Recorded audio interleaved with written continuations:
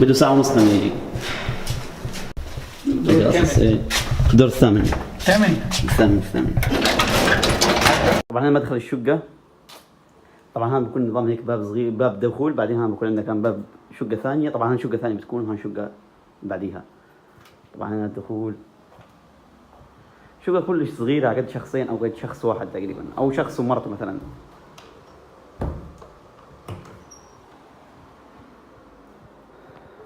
طبعا هنا المطبخ نفضل.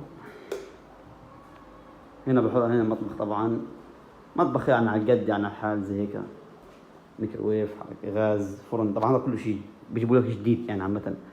تشوفوا الإطلالة بس إطلالة حاجة ثانية، حاجة خرافية. طبعا هذه الإطلالة تاعت الشقة.